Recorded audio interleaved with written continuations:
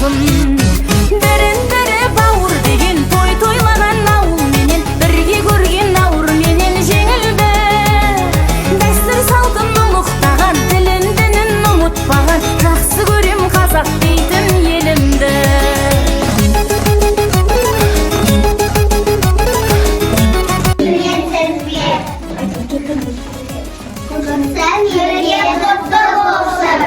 Мерекелерің құтты болсын. Мен сенде бір жатқан кейін атама чоң болатында. Тәрбиесі қазақ халқына үлкен орнатып бар. Ақын халық сөз